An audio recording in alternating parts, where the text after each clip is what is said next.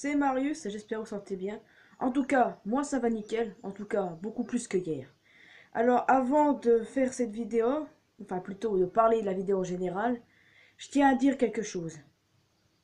C'est horrible ce qui a arrivé à Manchester. Je n'ai pas d'autres mots. Je suis outré, je n'arrive pas à y croire que ça ait pu se passer, de quoi. Les gens, ils étaient venus voir un concert et juste après, t'as un malade qui...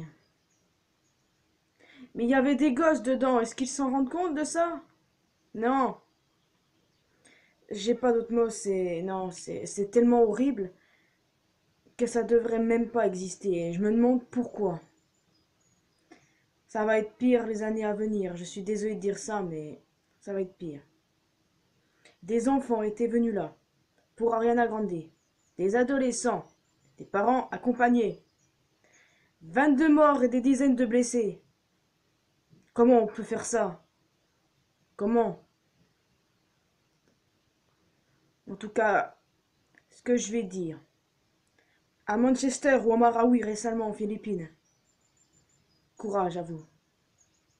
Je sais que c'est dur d'avoir perdu des proches. Je sais que c'est dur ce que vous avez vu. Mais sachez une chose, vous ne devez pas avoir peur. Parce que c'est eux qui auront gagné. Et il ne faut pas que ça arrive. Il ne faut pas qu'ils gagnent. Il faut qu'on reste fort, malgré les atrocités qui se passent. Restons forts. Tous. N'ayons point peur, car là on va être vraiment foutus. Voilà, la petite parenthèse hommage est finie. On va de ce pas passer à ce pourquoi j'ai fait cette vidéo. Cette vidéo concerne simplement One Piece. Concerne également l'armée révolutionnaire. Pourquoi l'armée révolutionnaire? Eh bien parce que ça reste un grand mystère pour moi, simplement. Pour beaucoup de personnes. Ce qu'on sait des révolutionnaires, c'est que leur chef est Monkey D. Dragon, le père de Mugiwara no Luffy. Et également le fils de Garp le héros. Donc on peut en juger que cette organisation est basée pour détruire le gouvernement mondial. Bah parce que c'est le cas, on s'en doute très bien. C'est ça le but. C'est ça, simplement. Donc cette vidéo parlera plus des membres de révolutionnaires, les potentiels alliés ou membres, également leurs actions, leurs futures actions, leurs buts, bon ça je l'ai dit mais je dirai quand même, et également leur futur, histoire de bien voir ce qu'ils viendront quoi. Mais cette vidéo, je ne sais pas si on devrait mettre ça dans une théorie, je dirais plutôt analyse et spéculation. Mais on peut mettre ça aussi dans la théorie si vous le souhaitez. En tout cas, c'est dans la playlist One Piece, donc il n'y a pas de problème là-dessus en tout cas. On va de ce pas commencer. Allez, let's go. L'armée révolutionnaire est une force militaire qui s'oppose au gouvernement mondial. Dragon, le leader, est considéré comme l'homme le plus recherché du monde. Donc sa prime doit être beaucoup plus supérieure à celle des 4 empereurs. Je suppose ça puisque c'est l'homme le plus recherché du monde. Parce que une prime se base clairement sur la dangerosité de la personne et non par son réel pouvoir. Ça, on a déjà eu la preuve. Les gens, les marines, ils mettent surtout les primes avec le danger que représente la personne, pas forcément la force d'à côté. Dragon a les forces nécessaires pour faire tomber le gouvernement mondial et faire toutes sortes de trucs à côté. Mais il est vrai que notre cher Dragon, étant le père de Luffy et l'homme le plus recherché du monde, c'est le danger numéro 1, on va dire. Parce que même le gouvernement mondial considère l'armée révolutionnaire comme mettre fin à la stabilité du monde. Stabilité, mon œil, déjà gouvernement mondial, mon cul, oui. Ouais. Bref. Le petit truc que j'ai envie de dire sur révolutionnaire avant de passer aux membres et à tout ce qui reste, j'ai envie de dire qu'il me rappelle beaucoup le mouvement collectif Anonymous, qui se base généralement pour la liberté d'expression. Seulement, dans le collectif Anonymous, tu n'as pas de chef, ce qui est le cas avec les révolutionnaires. Ils ont un chef, la personne de Dragon. Simplement. Mais bon, moi ça me rappelle ça malgré avec plusieurs légèretés. Simplement. Maintenant, on va passer aux membres. Justement, Dragon le chef, le père de Luffy, le fils de Garp, l'homme le plus recherché au monde, est originaire du royaume de Goa. Oui, c'est tellement... Oh non, non, mais... Le royaume de Goa, sérieusement. Bref, je vais rien dire. En tout cas, ils viennent là-bas. Son second, Sabo, qui est également le frère de cœur de Ace et Luffy. Il possède également le Mera Mera no Mi, qui appartenait à Ace avant sa mort. Il a gagné Feu du Démon là, à Dressrosa, on le sait, on l'a vu, on y était. Si seulement on y était. Bon. Ensuite, Emporio Iwankov, commandant de l'armée justement, possède le Oru no Mi et reine de queue d'étrave. Je dis reine parce que c'est considéré comme une reine, Iwasama, mais en réalité c'est un homme, mais travesti, mais un homme. Ah, vous comprenez quoi? Je vais pas me débattre sur Iwankov, mais c'est un homme, c'est pas une femme en vrai. Bref, voilà. Inazuma maintenant. Inazuma est un membre sous commandement d'Iwankov. Ouais, c'est le mec qui possède le Shoki Shoki no Mi. Et j'adore Inazuma. Koala. Je parle de Koala parce que c'est elle la prof remplaçante du karaté des hommes poissons. Elle est également présente sur Dressrosa. Et c'est également cette Koala là qui était avec l'équipage du Soleil. Avec Fisher Tiger, Jinbei, Arlong, tout ça. Donc ça a fait du bien revoir à certains. Et ça m'aurait pas étonné qu'elle suive cette voie-là avec son lien avec le gouvernement mondial. Enfin, plutôt les dragons célestes, quoi. Que je hais en passant. Hack, qui est également présent sur Dressrosa, est un membre et également professeur du karaté amphibien. Exactement, et c'est également un ami de Jinbei à ce que j'ai compris. Et le premier homme poisson de l'armée révolutionnaire. Allez, plutôt une bonne chose. Plutôt une bonne chose. Une petite mention à ce Gaburu, je ne sais pas du tout, je n'ai pas trop compris s'il était révolutionnaire avec Dragon. Mais bon, il serait mort en tout cas. Alors, Bunny Joe, chef des communications, qu'on a vu à Tequila Wolf, Terry Gidetto, pareil. Qui s'occupait du sauvetage de Robin. Passons maintenant aux anciens membres. Bartholomew Kuma, un de ces grands corsaires qui a été un commandant, un ancien. Ouais, possède le Nikyu Nikyu no Mi, fruit des coussinets. Exactement. Mais je pense qu'il est toujours avec les révolutionnaires d'une certaine manière. J'expliquerai ça après, vous en faites pas. Ensuite, Nico Robin. Elle a été membre pendant les 2 ans de la séparation des Mugiwara. Possède le Hana Hana no Mi. Et c'est l'archéologue de l'équipage au chapeau de paille. Voilà, simplement. Maintenant, on sait concrètement que Dragon a d'autres membres sous les bras. Bah plutôt, il a des espions partout, un peu dans toutes les organisations. Et Ivankov était là pour infiltrer Up and Down. Ça c'est clair. Tellement clair même. Il a des espions un peu partout et c'est d'ailleurs ce que je vais faire maintenant en parlant des potentiels membres ou même alliés ou même connaissances de Dragon qui auraient un lien de près ou de loin avec les révolutionnaires et voilà. Mais je tiens à dire, Dragon a des espions partout. On va commencer par Aokiji. Aokiji, je crois 100% qu'il est un révolutionnaire qui travaille pour Dragon et qu'il infiltre l'équipage de Barbe Noire, puisque Barbe Noire représente une sérieuse menace. Exactement, pas une sérieuse menace pour le monde entier, mais pour les révolutionnaires également. La preuve, leur quartier général à Baltigo, d'ailleurs j'ai oublié de préciser en début de vidéo, a été détruit par Barbe Noire et ses hommes. Mais ça encore, je pense qu'ils s'en sont sortis, mais j'expliquerai après aussi.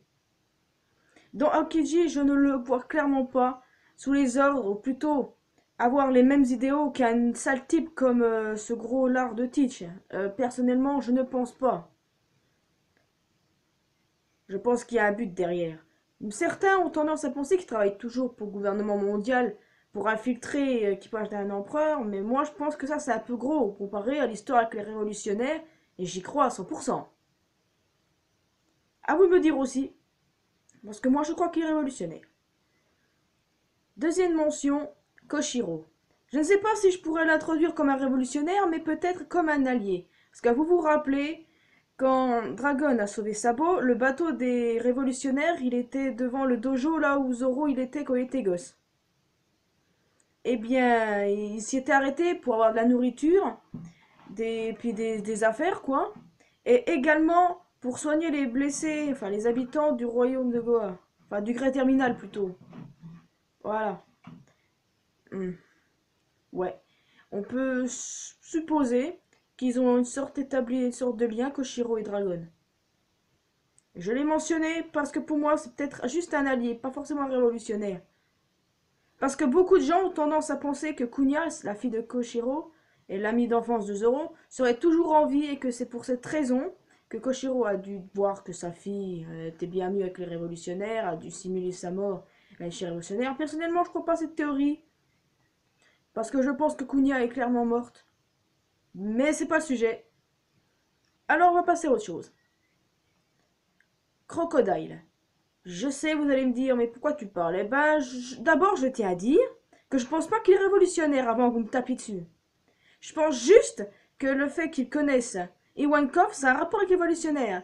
Seulement, je ne peux pas en parler là parce que je ferai une vidéo théorie sur le secret de Crocodile. Donc, vous en faites absolument pas. J'en parlerai de ça. Je le redis, je pense pas qu'il est révolutionnaire. Mais qu'il doit avoir un lien avec Dragon puisqu'il connaît Ivankov. Suivant. Le docteur Vegapunk. Je fais partie de ceux et celles qui pensent que Vegapunk a un lien avec les révolutionnaires. Il a beau être le scientifique du gouvernement mondial, de la marine, mais personnellement, je ne pense pas. Je ne pense pas. C'est un personnage que tout le monde rêve de voir, dont moi. Et ça me ferait vraiment une bonne impression de savoir qu'il travaille avec Dragon. Parce que, comme je l'ai dit, pour moi, Kuma travaille toujours pour les révolutionnaires, malgré qu'il ait donné son corps à la science. Je me demande s'il a toujours son fou du démon. Je pense, oui. Bref. Je continue. Vegapunk est pour moi une bonne personne, pas une mauvaise. Toujours été entouré pour tenter de...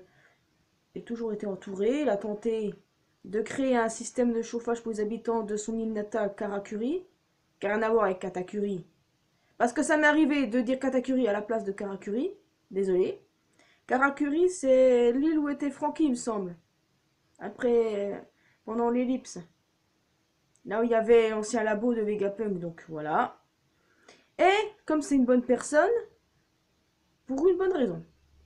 Il était opposé aux expériences inhumaines de César, le gars Shinokuni et les expériences sur les enfants. Après, il a renvoyé César. Donc on peut se douter que Vegapunk n'est pas un type comme César, c'est quand même une bonne chose. Et aussi, il a accordé à Kuma le souhait de protéger le Thousand Sunny jusqu'à ce que les Kamugiwara reviennent. Donc peut-être que Vegapunk était d'accord parce qu'ils sont tous les deux reliés à Dragon.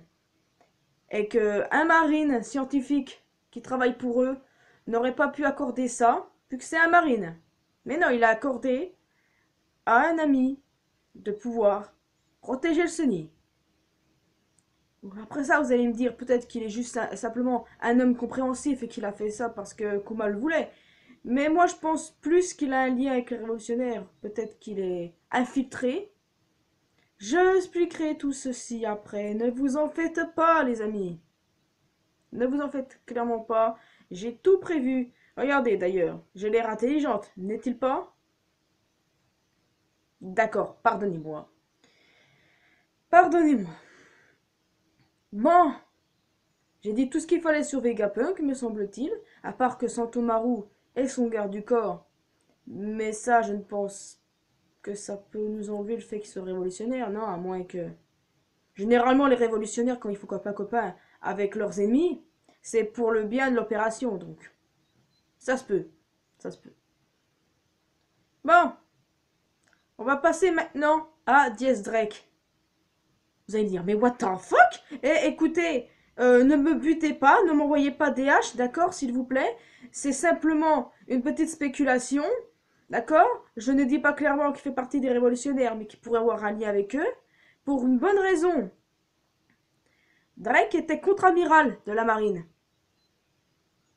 Selon les dires de Kizaru, il a quitté la marine pour voir à quoi ressemblait l'extérieur, c'est-à-dire le monde des pirates. Mais il doit avoir clairement une autre raison en rapport avec la marine gouvernement mondial qui ont dû le dégoûter. Parce que je sais pas, je pense que cette envie d'être devenu pirate, c'est exactement pour pouvoir lutter contre le gouvernement mondial. Mais il va pas lui réussir à lutter en tant que pirate. Qui lutte contre le gouvernement mondial? Les révolutionnaires, simplement. Donc, voilà. Point. Beaucoup de détails, d'accord? Il y a beaucoup de détails qu'il faut penser que Drake peut être un révolutionnaire. D'abord, vous avez trouvé un petit détail bête que j'ai cherché, que j'ai trouvé plutôt, en cherchant des informations sur révolutionnaires. On sait tous que l'épithète de Drake, c'est le pavillon rouge ou le drapeau rouge. Nous savons ceci, non? Mais en cherchant des images des révolutionnaires sur Internet, j'ai vu que le drapeau des révolutionnaires était rouge, ce qui escorte Robin.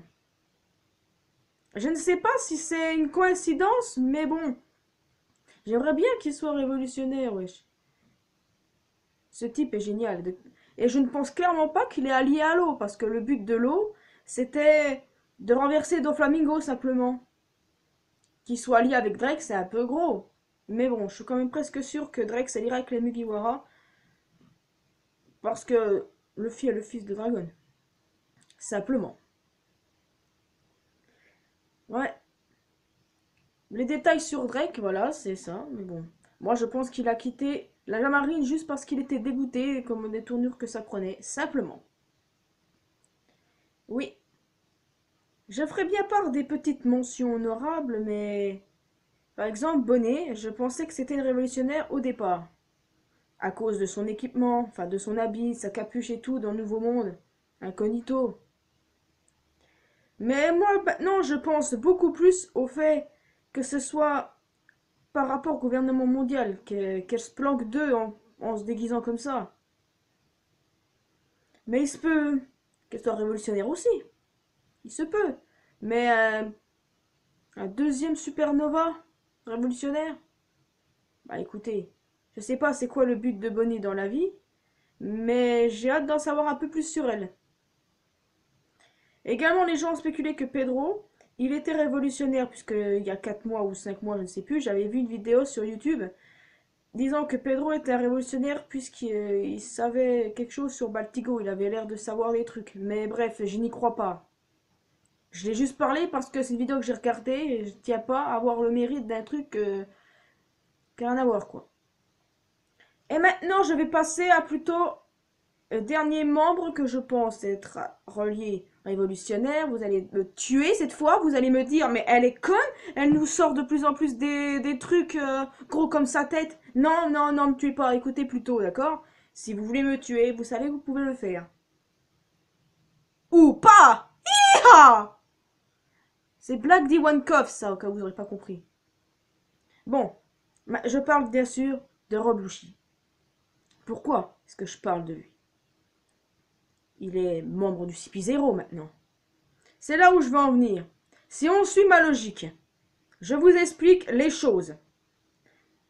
J'ai clairement dit qu'Iwankov et Inazuma étaient à Pendon pour les infiltrer. La preuve avec les caméras où ils voyaient tout ce qui se passe. Donc, nous pouvons supposer que ceux que j'ai cités avant, Diez Drake et Aokiji, infiltrent les grands empereurs. Aokiji Barbe Noire et Diez Drake Kaido. On pourrait supposer qu'également quelqu'un infiltre Big Mom. Bon, moi, Dragon a des espions partout, je redis. Mais bon. Qu'est-ce que je disais? Je sais même plus. Ah oui. Également, Kuma, puisque je dis que je pense toujours qu'il est un lien avec l'évolutionnaire, infiltre les Shichibukai et Vegapunk. Je pense qu'il infiltre au gouvernement mondial d'une certaine façon. Voilà. Donc, pourquoi pas Luffy qui infiltrerait le CP0? Pourquoi pas, les gars? J'ai envie de dire, pourquoi pas? Ce serait une bonne chose, CP0 qui sont à la tête de tout. Pourquoi pas? Vous allez me dire, il y a plusieurs trucs qui concordent pas, comme le film Gold par exemple, où il a commencé à se battre contre Sabo. Les films n'ont rien à voir avec l'histoire, il me semble. Hein. Rien du tout. Et puis, c'est pour nous mettre dans le doute d'un côté. Pourquoi ils sont revenus? Parce qu'il me semble que Kaku aussi il est revenu. Je ne sais pas si les autres du CP9 sont revenus, mais Kaku est revenu avec Lushi. Est-ce qu'il travaille pour Dragon en secret? Ou est-ce que... simplement ils sont stupides au point de retourner là-bas, quoi. En même temps, vous me direz, c'est vrai que le gouvernement mondial ne pourrait pas se passer de ces deux membres super forts, parce que c'est les deux seuls puissants, on va dire. Les 8 sous roche, je pense. Mais bon, vous pouvez aller me taper maintenant. N'essayez même pas, en tout cas. C'est ce que je pense, en tout cas. Les infiltrations, Dragon, ça le connaît, parce que son but, c'est renverser le gouvernement mondial. Mais je comprends pas vraiment non plus le fait qu'il infiltre les grands empereurs. C'est ça que je comprends pas. Moi, je pense qu'il peut le faire. Parce qu'il a bien laissé Sabo et Koala infiltrer Dressrosa pour trouver les armes de Mingo. Donc, on peut supposer qu'il fait ça, mais bon. Mais bon, voilà. C'était les mentions des potentiels futurs membres des révolutionnaires ou alliés, ou qui ont un lien. Il y en a peut-être d'autres, si vous en avez d'autres, dites-le moi dans les commentaires. Maintenant que c'est fait, je vais plutôt passer à ceux qu'on a déjà vus de physique, pour les révolutionnaires. Quand on nous présente une image des révolutionnaires, il y a un type, une identité... Je n'arrive même plus à parler tellement que ça me stresse. Bref, voilà. Il y a un type, on ne sait pas qui il est, mais il est exactement sur la même image qu'Iwankov et Sabo. Voilà, t'arrives à dégoiser maintenant? Oui. Bon. Ensuite, on voit plusieurs membres, et moi je pense peut-être que la mère de Luffy est également une révolutionnaire, mais je ferai une vidéo sur la mère de Luffy un jour. Pas maintenant, c'est comme pour Crocodile.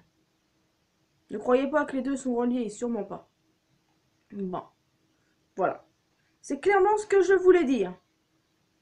Maintenant, on va plutôt passer à leur but. Leur but est de renverser le gouvernement mondial. On le sait. On le sait. Seulement,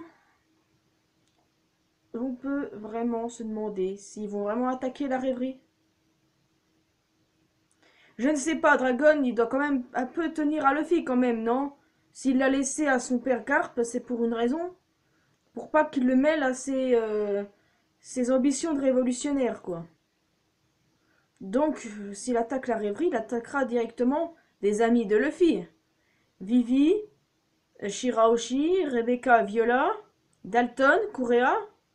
Et je pense pas, il doit quand même savoir qui son fils a côtoyé pendant...